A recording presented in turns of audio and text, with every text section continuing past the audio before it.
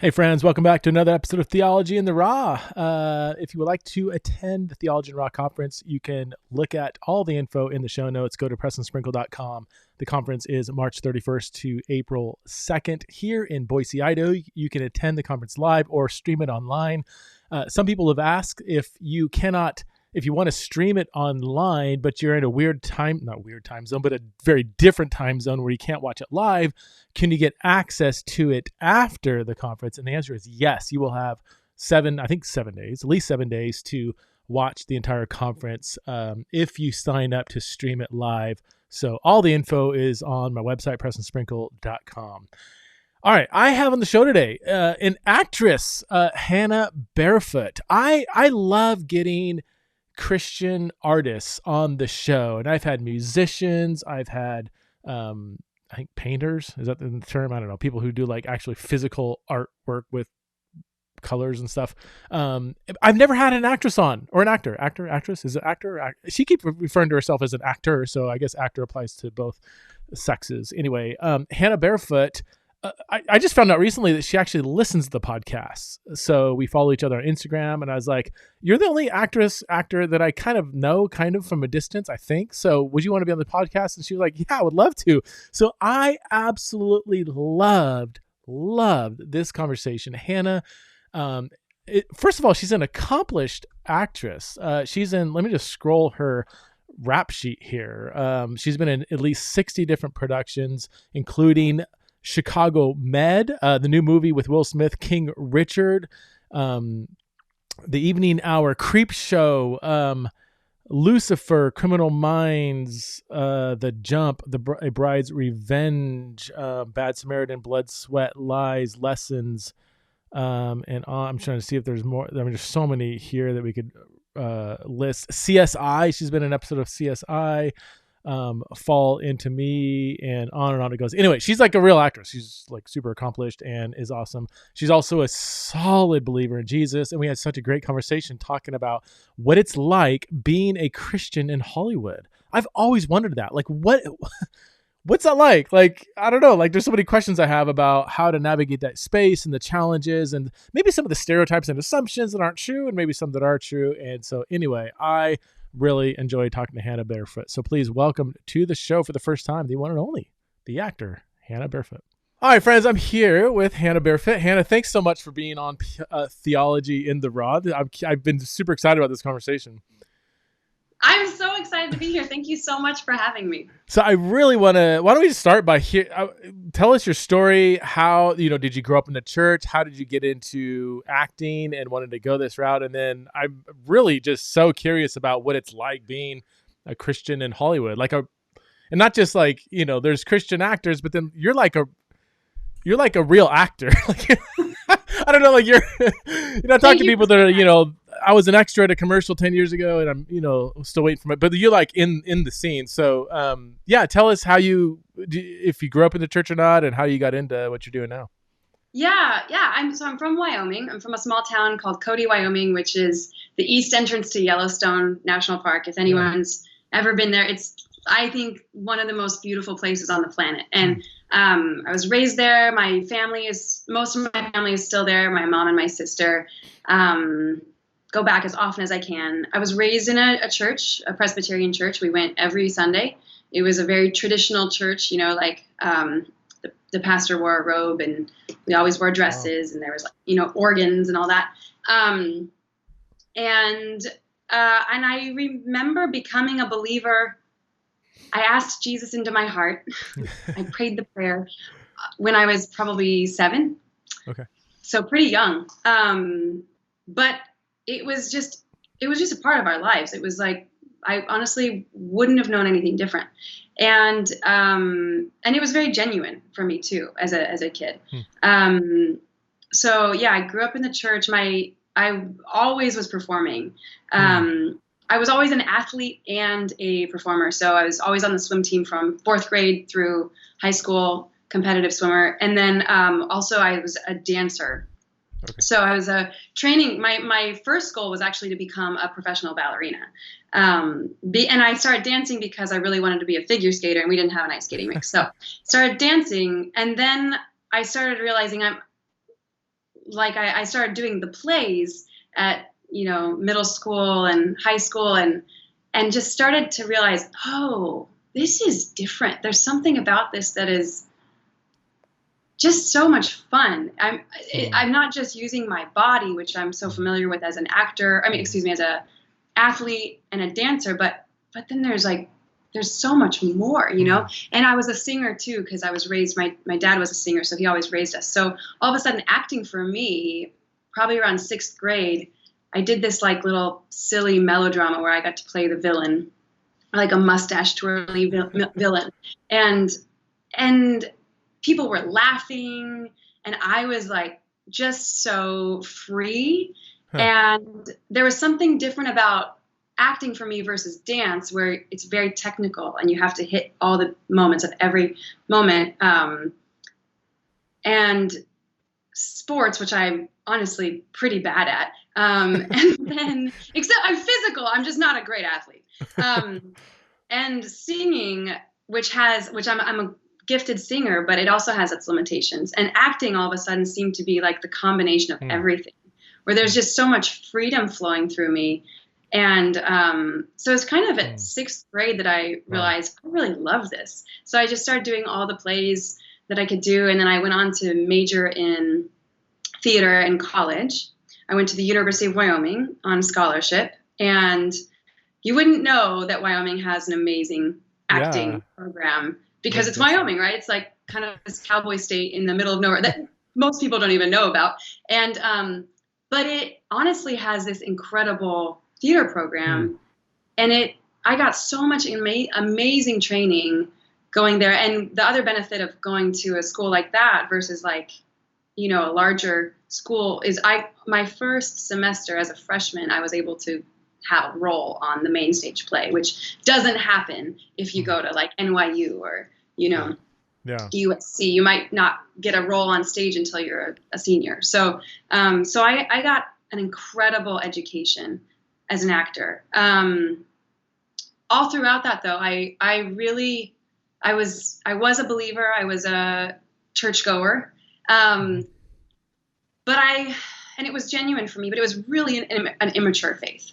And ultimately, like as I got deeper into acting, I started to have a lot of questions, because the actors that I knew, well, in Wyoming, I didn't know any actors. There's just not a lot of actors except for community theater actors.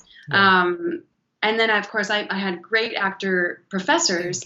They weren't believers, but they were great actors. But I just didn't have any examples of Christians who were actors or who had families, and I really wanted to get married. And probably partly because I was, raised in a conservative home, I was like, I'm going to get married. And so I kind of started to notice that there was a disconnect between my desire to pursue acting, and I started to believe, I just started to have questions like, does God like acting? Is this an okay thing to be doing? Because my only understanding of actors, really, like of real actors, was what I saw in tabloids, that they have affairs a lot. They are awful people. They are, which is, like now I'm an actor and I understand that that's just, media. But I didn't have a good understanding of what to be an actor was like as a real human being, much less as a follower of Jesus. So I started to honestly, in my desire to become an actor, wonder if God maybe disapproved of acting. And then I didn't know what to do with that, because I wanted to be an actor so bad. I was so called into that, I felt. So I kind of started to pursue acting more and left God behind. And man, that gets into some pretty deep stuff. But ultimately, I began kind of neglecting church, largely because I also was in rehearsal all the time and I didn't have time for stuff. So I didn't have a lot of good Christian community either. And in college, I had a bit of a breakdown and just decide to quit acting. And that's actually when I met my husband, and I just, quit acting. We moved to Oregon. I didn't act for 6 years. I had a baby. I was working in a bank. I worked at Wells Fargo. I worked at a credit union, and I worked at State Farm Insurance. And I was just like doing these terrible jobs that I hated and I'm just bad at. And because I'm a creative person, I'm not good at detailed stuff, you know.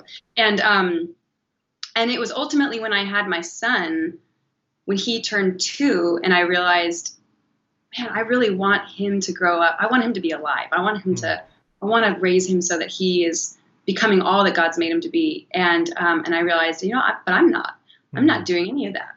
And so that's when I started to feel like the stirrings in my soul. And it was almost like permission I felt from God, like, go back to it. So we were in Oregon, in Portland, and I started acting again there. And I just started with some small non-union commercials, indie films, and then worked into some bigger things. I got my SAG card in Portland. And then we moved. Once I got my SAG card, there was not enough union work for me, so we had to leave, and we moved to LA. I don't know what I don't know what a SAG card is. What's that? Oh, my SAG card? Yeah. Oh, Screen Actors Guild. Oh, gosh. Okay. I thought SAG card, like the weather made me sad, and I got my SAG card. I'm so glad you clarified. No, the weather does make me sad in Portland. It's the most beautiful city, but it's also like, oh, it's raining again.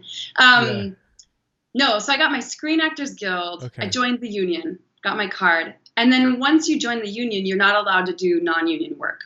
Okay. And in smaller markets, it tends to be mostly non-union work because there's less regulations, you know. But when you join the union, you have protections from the guild, and you get health insurance, you get, it becomes more of a real job. I mean, it's always a real job, but the benefits become more tangible. Is it equivalent to like a school getting accredited? Like you have non-accredited schools and they go through a rigorous process of accreditation and okay, now you're kind of official. I mean, maybe it's a bad analogy, but maybe. Yeah, maybe SAG productions just tend to be more official and more, the rules are in place so that the actors are protected and treated fairly and well, and not abused. Okay. So then so the ball was going in Portland, and then is it kind of inevitable to really make it? You have to spend some time in LA. That's always my impression, but. I mean, I think so. Yeah. I think LA or New York, especially. I think you could easily have a living in a place like Atlanta right now because there's so many productions. But a lot of the larger roles they still do hire out of LA. Okay. Yeah. And you've been there for, you said 6-7 years, something like that? 7 years, yeah. 7 years, okay. Can you tell us some of the things you've been in? Like, I mean, whether we know about it or not, like, what are some things that you've really enjoyed? Some different types of roles? Like, are you like a certain kind of, you're always in a certain kind of role, or do you play a diverse range of types of things? Or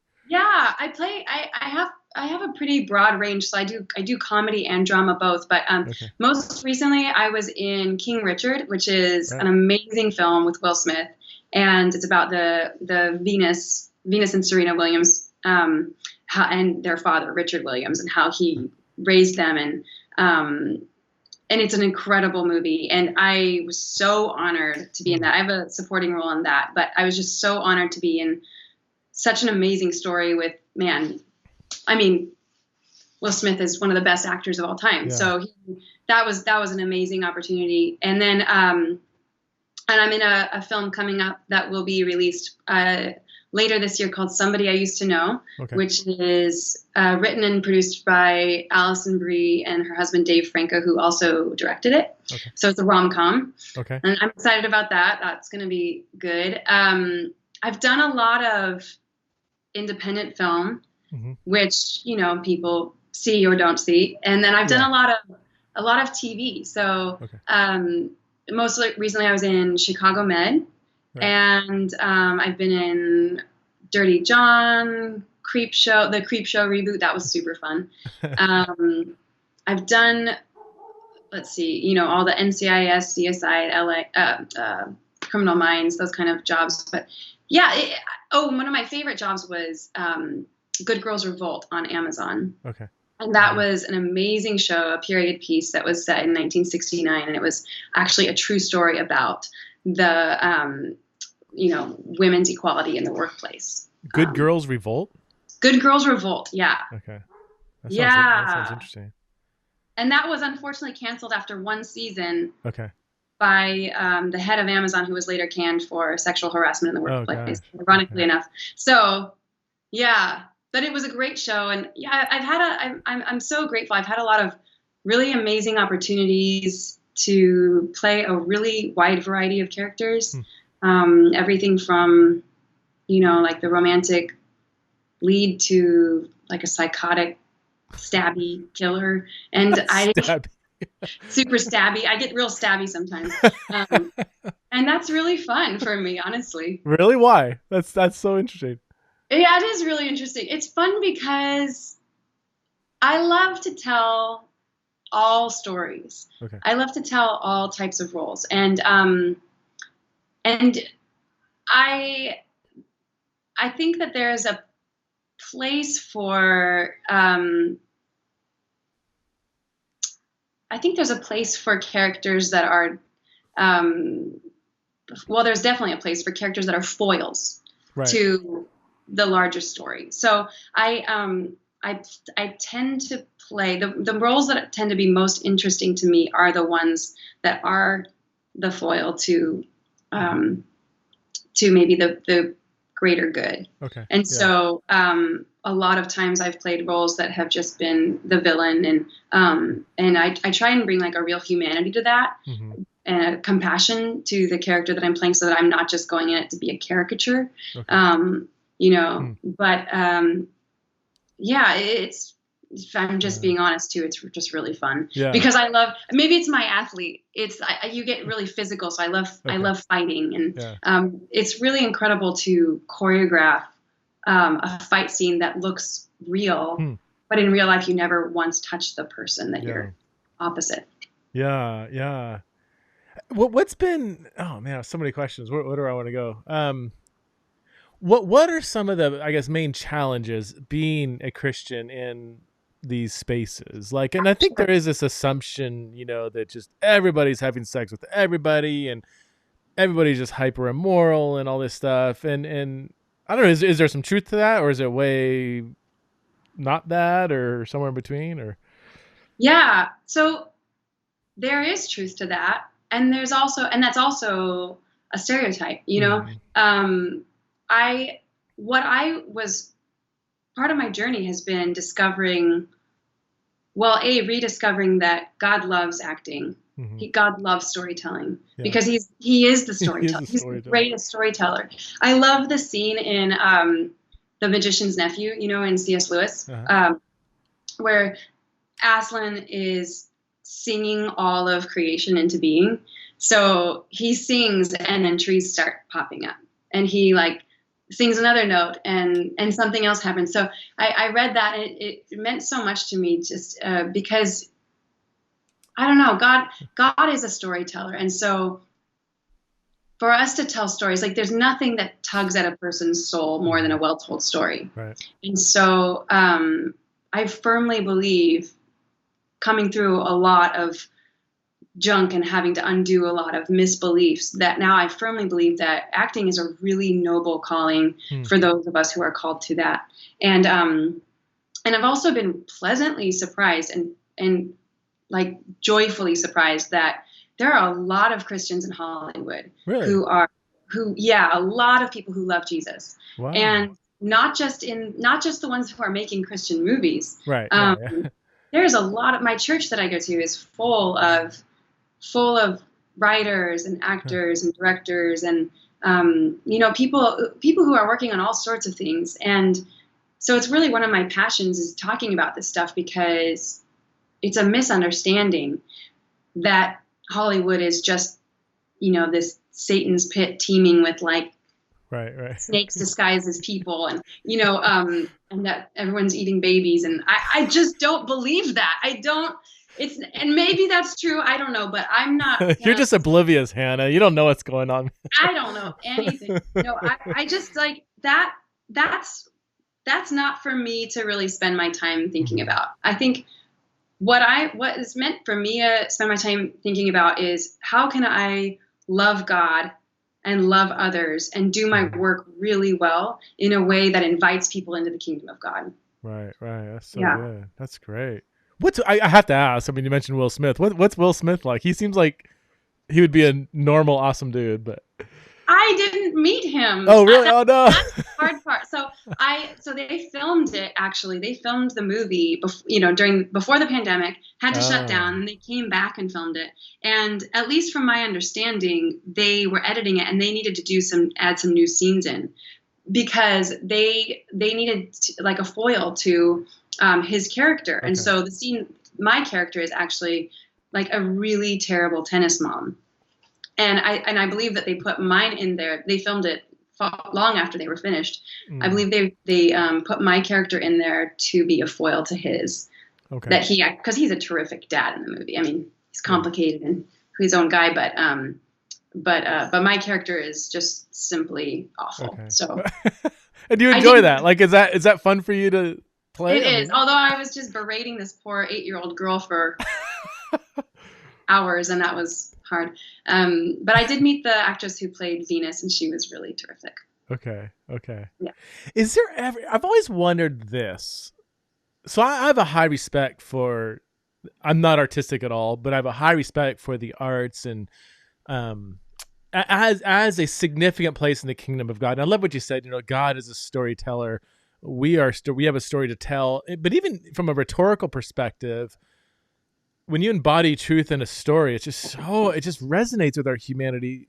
Yeah. Especially when it's not, and this might be my beef with some Christian movies or whatever. No offense to people who like them or are in them, but like sometimes the line between good and evil is too clean. Like I like complicated characters, complicated stories. And maybe I can come back to that. But this is kind of maybe a goofy Christian question, but like, do you ever battle with like doing something as part of your script, like swearing or making out with a dude or something? Like, is that ever like weird or an issue? I always wonder if there's like a steamy scene. I don't even know if you're in any, but like my wife, I'm like, would you be okay with that? And she's like, no, it'd be kind of hard for me, like have you wrestled with that? Is that really a thing, or is that kind of non-actors only really struggle with visualizing that? That is such a real thing, and it is a hard thing. It's hard on so many levels and I think everybody has to come to this decision for themselves. So for me personally, I would never tell another actor what to do. I would, especially a non-believer. I would have a different conversation with a non-believer than I would a believer, because we live with a different. My authority is Jesus, and so we have different value systems. But so people are free to do whatever they want to do, and I have always been a dancer, so I've always been really free with my body. I was a visual artist, so I drew naked people in front, they would sit there and I didn't, to me, it was always like, oh, that's art. I see their whole body and it's art. But then it became, when those opportunities have been presented to me as an actor, and earlier on in my career, I made some different choices. But later I went through a real transformation in the last 4 years, where my faith went from being a church going, Jesus is my savior faith, to, oh no, God is actually, Jesus is the Lord of my life. He is the authority of my life. And that is a good thing. It's not like I'm now, like I drank the Kool-Aid and now I'm like, oh, whatever you want. It's actually like out of gratitude, because Jesus really rescued me from some dark things. I did start going down some really dark paths with acting, because it became an idol for me. Okay. It was the thing that I was hungry for over anything, and I was just desperate to succeed at any cost. And I did start to walk away from God and from my husband, and from like, I was just intent on succeeding at any cost ultimately. And it was kind of in that darkness that Jesus met me. And I had just a tangible experience with God where I experienced him looking at me with so much love and so much tenderness and forgiveness that, and lifting me out of this ash heap of brokenness, that now I genuinely feel like, no, Jesus is he's it now. Like he's everything, because I know what death feels like, and now I know what life feels like. And so in my work now, I really want to honor him in that. And so there have been opportunities, because I don't do Christian movies, not even because I've turned them down. Honestly, it's just like, haven't really run in that circle. But my heart is to create kingdom work that invites people into the question of what if there is a God that loves me. And so I think that we can more effectively do that, or at least I believe I can more effectively do that in work that tells all sorts of stories and that is not squeaky clean. So I look at every job on a case-by-case basis. So when I get an audition, I read the whole script. And if ultimately the story is redemptive and I have peace about the whole story and what I'm asked to do in it and what I believe the influence of that story and that character would be, then I'll do the audition, and then I'll likely do the role. But if there is any one of those pieces that's missing, then I won't. And that's happened many times that I've said, no, I can't do this. And I had one happen last week, and I can talk about that. But the one that was the most defining for me was last year. It was January of 2021. So coming off the pandemic, when there was no work, and I auditioned for a show, and they really liked me, but they said, oh, actually that role is going to be much smaller. And so we don't want to waste you on that. So we want you to read for this other character. It hadn't been written yet. So I read for it, just some dummy sides, and then they offered it to me. But then I found out later, after they offered it to the next day, they said, oh yeah, by the way, full frontal nudity, lots of sex in every scene, every episode. And I just couldn't do that. Yeah. And I had to actually sit down after I turned it down. I turned it down because I just had the gut reaction. Like I knew it was not right, but I will be honest that I wrestled with it, because as an artist, a visual artist and an athlete, I've always just had the mindset, yeah, but like our bodies are our bodies. But I had to kind of go through and really have like a theological conversation with myself and really scour the Bible. And I came up with basically a theology of why I turned that role down, and why and now my thoughts on like sex and nudity in TV and film. And that was incredibly valuable for me. Just now I have that. And I remind myself of that all the time. Can you unpack what you came up with? I mean, yeah. Absolutely. Yeah. So there's the first obvious one is like, that's hard on my husband. Yeah. So my husband and I we reconciled our marriage. We've reconciled, but I love him. Like, I mean, I loved him before, but now I really love him, and I want to honor him, not just him as his wife, but I want to honor him, his feelings, and that he really cares about me, and I want to honor him. And so that's hard for him. For me to be naked is hard, that's hard for a husband, for his wife. And so I love my husband, and that's just hard because I care about him. I want to honor that. But it goes way deeper than that. It's not just about that. It's also,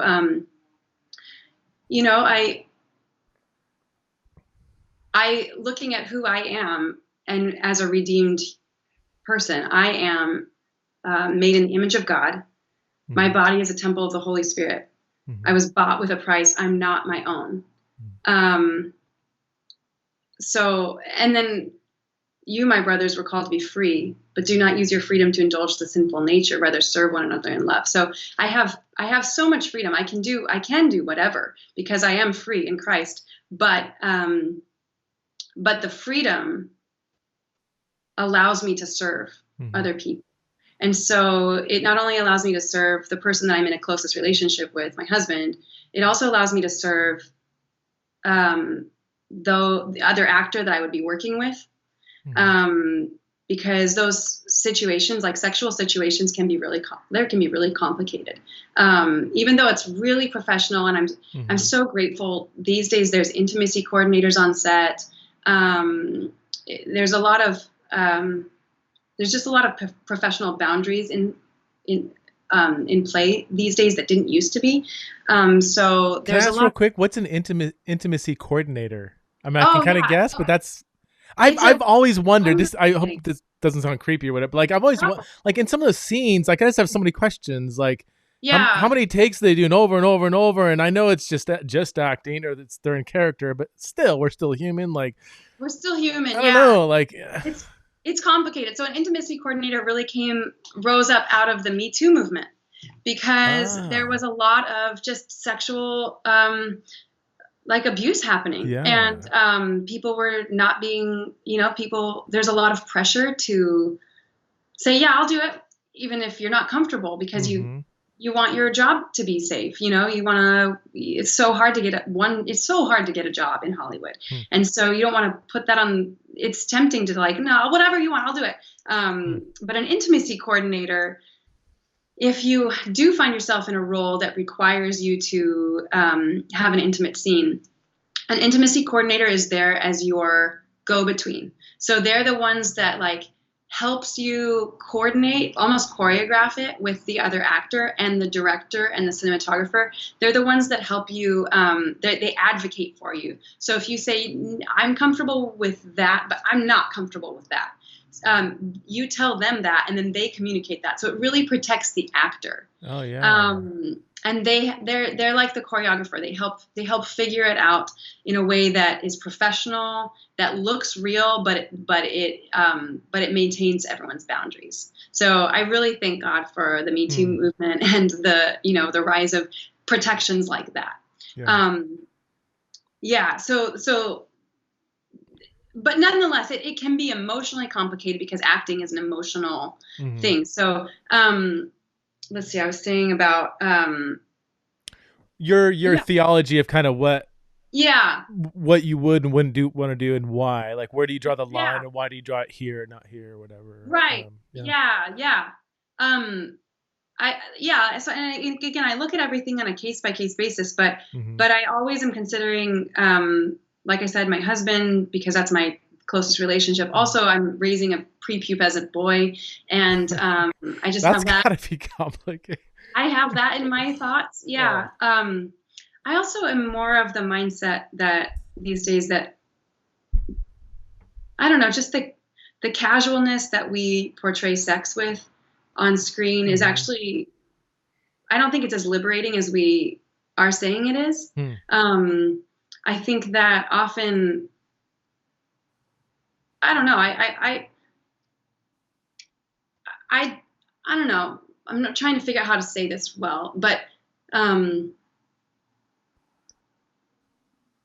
don't know. I'm not sure how to say it. Let me, I don't want to put words in your mouth, but to me, there would, when people ask a question about, let's just say, nudity in a film, we could say all nudity is bad, and maybe it is, but there still is, how how something's portrayed within the narrative Mm-hmm. does make a difference. I mean, okay, let's go to an easier one, maybe like swearing or something. It's like, Sure. or any kind of like sin, like Mm-hmm. just because a movie contain a truthful, genuinely Christian movie, like Christian in the sense it has a Christian worldview, should contain evil, complexity, people swearing. Like to Absolutely. me, it's almost like a dishonest film if it doesn't contain sin. The question is it glorifying sin? Is it what role does sin play in the narrative retelling? Could it be with nudity? There could be some really bad presentations in nudity where it's just like this just radically goes against anything that the creator would want to. He created us nude, so he's not against nudity per se. Right. So yeah, exactly. And I don't know if I have an answer to like this kind of nudity would actually be awesome, like from a Christian perspective. But we have to at least ask the question, right? There's different portrayals of different things, I don't know. And exactly. I'm so glad you brought that up because I was struggling with my words there. You're absolutely right. It's like the purpose also for which it's created for, because some nudity is simply meant to exploit and get audiences, Yeah. So it's cheapening. It's cheapening. Exactly. People, yeah, exactly. We can use nudity in some moments to tell the story effectively. But I think oftentimes with like sexual nudity, it is meant to get eyes. And it's kind of, in my opinion, it's lazy storytelling because it doesn't really ask it asks much less of the writer and the storyteller. We're like, let's just put in a really hot sex scene there. And then of course people are going to watch it, because people are, human beings. Yeah. But I think it takes a much more creative storyteller on all sides to tell the story in a way that is so compelling like that. And yeah, I just don't. One of my favorite Bible verses that has really informed what I think about is 1 Thessalonians. Where is it? 1 Thessalonians chapter 4. Verses 3 through 6. It's God's will that you should be sanctified, that you should avoid sexual immorality, that each of you should learn to control your own body in a way that's holy and honorable, not in passionate lust like the pagans who do not know God, and that in this matter no one should wrong or take advantage of a brother or sister. And I just really appreciate that because the whole point, God's whole view of sexuality is that it should be honoring and that we shouldn't be wronging one another. Right. So I think when we are so casual about sex all the time on screen, there's so many people to consider. So there's me, myself, who might be performing that. There's the people I'm in a relationship with. There's the person I'm doing that with, and all of their relationships. And then not only that, there's the people watching it. And I'm not responsible for anybody's reaction. They are responsible for their own hearts and their own reactions. However, I am responsible for what I've been given. Right. And so if I willingly say, oh, whatever, it's there, they'll deal with it. And I, put myself out there in a way because I'm free, right? Yeah. I still can allow myself to be the tool that then they think about me when they're having sex with their own wife. Right. Or, so I've really thought a lot about this, and I've just come to a point where I don't know that it's just not, I don't know. Do people respect the directors, producers, and when you said no to that role, is that looked down upon? Is it hard to say, all right, here's my line. I won't do this. I won't go this far or whatever. After a while, are people going to start sidelining you, or is it not? Do people respect actors' boundaries? I think people do respect. I didn't hear anything back from that director, but that's because all the communication was done through my agent. So okay. I don't know what they think about me My reps are really wonderful. Okay. They know me and love me, and they're good people. So Mm-hmm. I feel really grateful to have reps Okay. who are not pressuring in any way. I suppose that, to a point, yeah, people will, if you, yeah, I'm sure that's a possibility, but I don't know. Yeah. We'll find out. Well, I'm curious. You mentioned Me Too, and that obviously started in Hollywood mainly. Is that, can you? I don't know how much you can say, but is that pretty prevalent, or did it used to be and isn't as much now? I guess I have several questions. Like, Yeah. has the Me Too movement been effective at addressing these kind of abusive situations? Is there a lot of pressure on from men towards women in particular to, like, I don't know, be Yeah. available or whatever you want to say? Yeah. I think, well, yeah, I mean, we've all heard stories of the casting couch, right? Like Yeah. that's a real thing. And I think Golly. less so these days, because one of the great things about the Me Too movement, the intimacy coordinators for Mm-hmm. intimate scenes, but also you can no longer have meetings in hotel rooms, which, my dog, I hear, I hear that and I'm like, in what other industry are people taking meetings in their hotel room? This is so bonkers. But my industry from the beginning has been kind of built like that. And so it's strange. And so I do see that the Me Too movement really has made some amazing shifts. And in fact, I did a scene in Creepshow where I didn't. There was no nudity or sex or anything like that, but I had been in a car accident, so some of my clothes were ripped, and there was a representative from the union on set to ask, just to make sure that I was treated fairly. And Wow. yeah, and so I really appreciate that. I'm so grateful Hmm. for that. I honestly see, like, the Me Too movement as an act of God, where like for so long things were hidden, and people in Right. power that might be afraid to say no to, like that was revealed. Huh. What was really going on was revealed, and it was not pretty. But I'm really grateful that it happened. Did you expect, like, prior to the Me Too movement, like, you were still in acting and stuff? I mean, Yeah, did you experience, like, stuff yeah, like I that? Or, did. yeah. Okay. Yeah, I did, and yeah, definitely. And I mean, in acting classes, Hmm. um, there were some situations that were just ugly, Hmm. and felt very exploitative. Hmm. And also, I was younger, so I didn't know that I could stand up for myself. Mm-hmm. Yeah, Man, it's so hard. Golly. yeah, it is Oof. hard. It's ugly, and it's not okay. Yeah, What would you say is, like, the biggest challenge to your faith as an actor? I mean, I kind of talked about yeah, some of it already, but I mean, are there other things that are like, man, yeah. when I do my job, I have to, like, really be Hmm. courageous in this area or that area, or Right. Honestly, it's not a moral issue. It's not anything like turning down work. It's the biggest issue is trusting God that He will provide, Okay, because my work is so transient, and right, sometimes I have work. Sorry, no. Sometimes I have work and sometimes I don't. And right, I'm coming off a year that was wonderful, and I okay, worked a lot of wonderful jobs in like 4 states in a different country, and it was huh. amazing. But I currently don't know what my next job will Oh be. wow, yeah, So that's always a hard thing. And I'm the kind of person, I'm really driven, I'm really ambitious. It's always been my biggest challenge to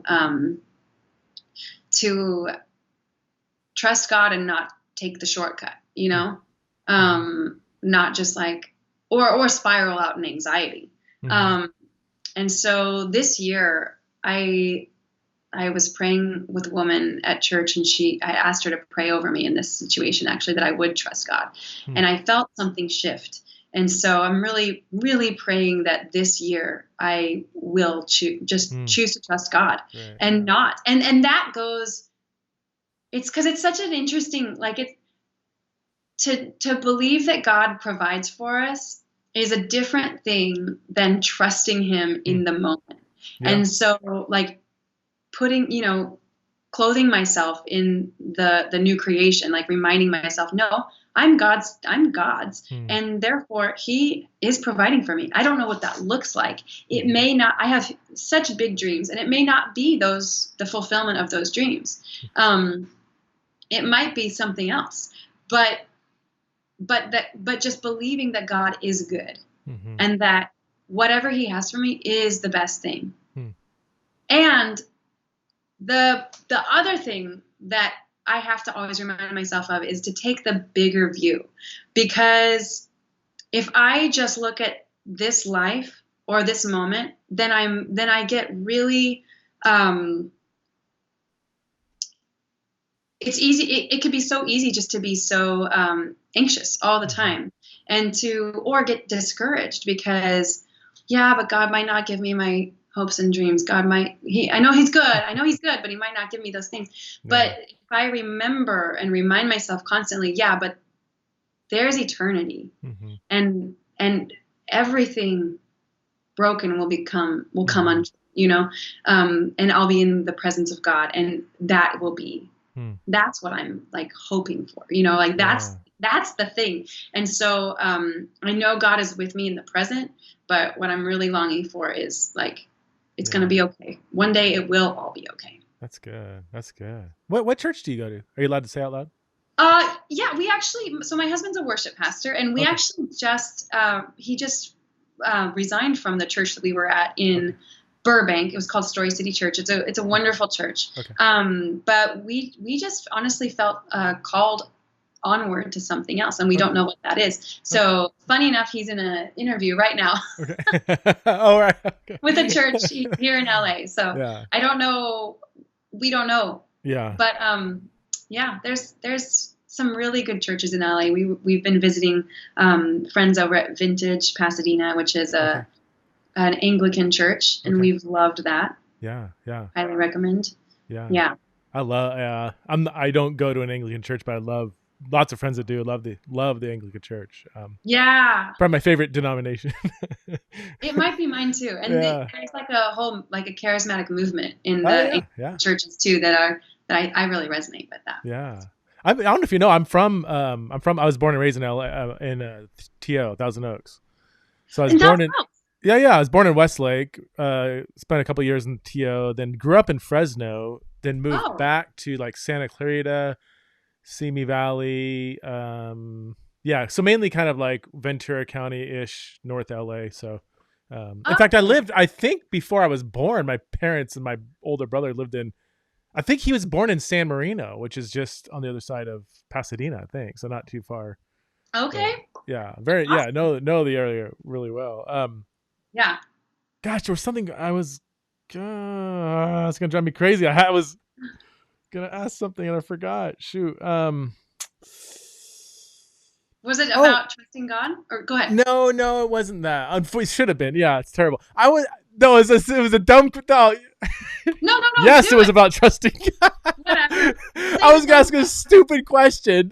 Do it. What do actors do when they're not, like, if they're not working? I just assume they're like working out all day and drinking all night or something. I mean, what? That's exactly it. That's what I'm gonna go do right now after this. No, I love to exercise. So I exercise a lot. That keeps me it's important for me to be in shape, but it also just keeps my head clear. And I'm kind of. I have a hard time sitting still, so I do work out a lot. I write. I'm a writer. Really? So I'm actually in the middle of writing my second feature film, and I'm shopping around the first feature film, which is one I'm really excited about, and it's set in Wyoming, where I'm from, and I have real hopes to make that in the next year. Wow. And then lots of things like. I edit my own reels and all that stuff like that. But there's also, like there's an audition Mm-hmm. every day or so. And that takes a lot of work and time, class. And then of course I'm a mom, so Right. I have my kid. Is that pretty typical? I mean, I always assume like actors are just like at the gym 4 hours a day or whatever. Like, if they're not like on set, is that not? Is it like a requirement to like?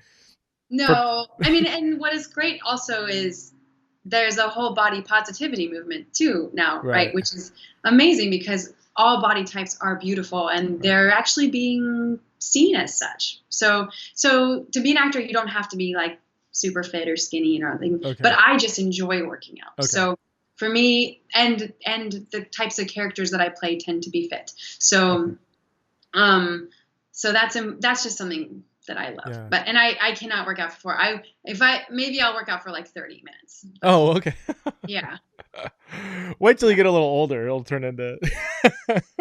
I used to. Oh my God! Because I was an athlete. I played baseball in college, in high school, and cool. I just remember eating like 2 carne asada burritos and being hungry like an hour later, and then go to bed at night with like a pint of ice cream. It's like recently I looked at my calorie. I'm like, oh my word! I wouldn't need to eat for like 3 days if I did that. Like if I don't go to the gym like at least 4 days a week. It's not, that's just for me to maintain, like, so I don't die at like 65, But to actually like burn, like, it's so much work when you get older. But no kidding. But for me, it is that theory, like you said, that just that, I don't know, it's just that body and soul kind of combo. Like I just feel better holistically when my blood's just going. I'm doing something. I'm active. Oh yeah, definitely. Yeah.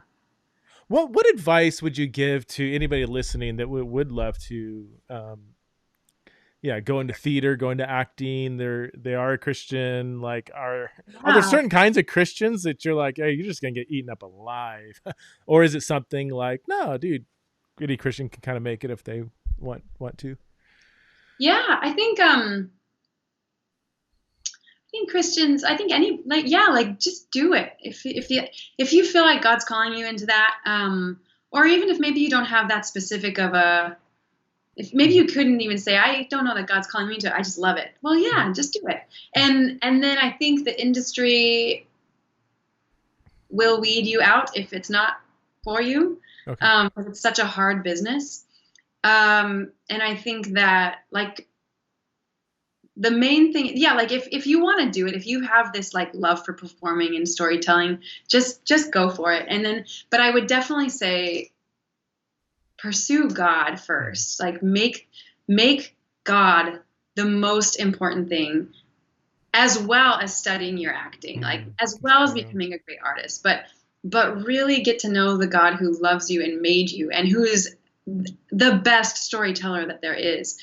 Don't leave him out of the process, because he will both provide for you and protect you and empower you and make you a better actor. He will, like, all these things, but pursue him first out of like he's the reason you're alive. So yeah, anyways, but I would definitely encourage anybody to become an actor, with the knowledge that it's super hard and most actors don't succeed and do not make any money. Wow. So, I think it's like 17% of actors actually qualify for health insurance.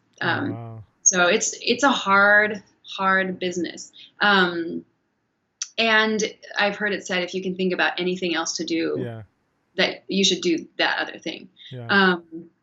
But if you love acting, just do it. And if it's hard, it's hard. Of course it's hard. It's really hard.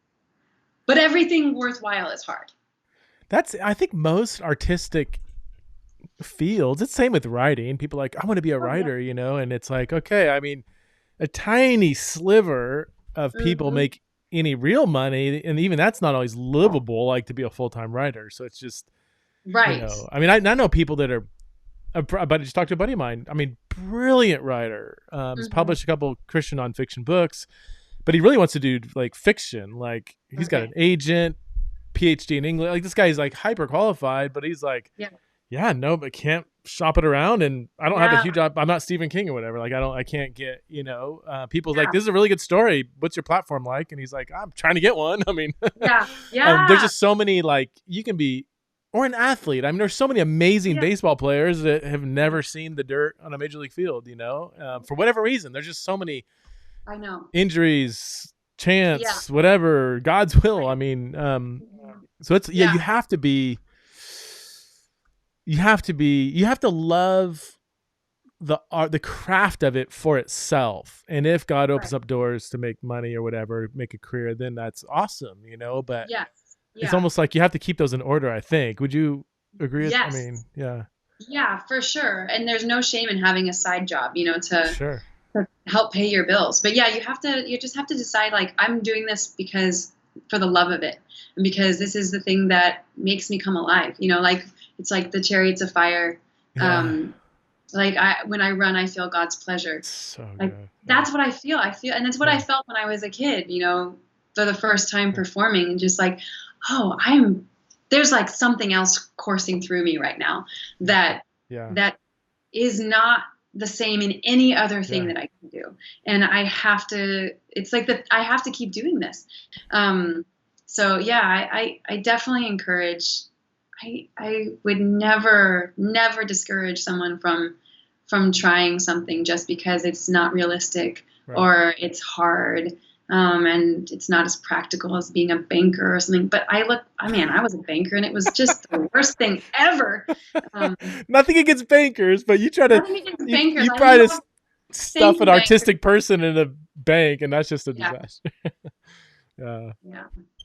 Hannah, thank you so much for coming on the show. I learned a ton, and I still have 1,000 questions, but I will let you go. We're coming up on an hour here. So many blessings to you in your work. I just love hearing your twin passions for the art of acting and for God, and how you've woven those together is super beautiful. So it's really admirable. So thank you, Preston. It's I'm so honored to be here. Your podcast is awesome. So thank you so much. I was blown away that you actually listened to it. I'm like, oh my gosh, actually listen. I've been listening to it for years. Really? I have. Crazy. It's been really, really informing to me. Do you know Kimmy Katiti personally? Yes, I do. Yeah. Okay. You? Well, she's been on the podcast, and she's coming to speak at a conference I'm doing here in Boise. It's a Theology and Raw conference. You should come up for it. It'd be awesome. Yeah. Oh my God, I love that. I didn't know that she was on the podcast. I met her at church. Oh no, I figured, because I know she lives in the same area. She's an artist and everything, so I figured, because I always see her liking your stuff on Instagram. I think it's the only other person that I know that is on that follows you. So I'm like, it's so. I figured you guys went to churches.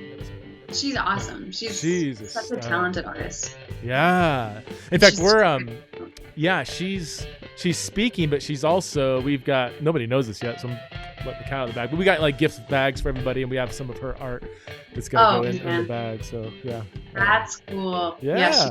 She's good. Cool. Well, have a good Tuesday afternoon, Hannah. I really appreciate it.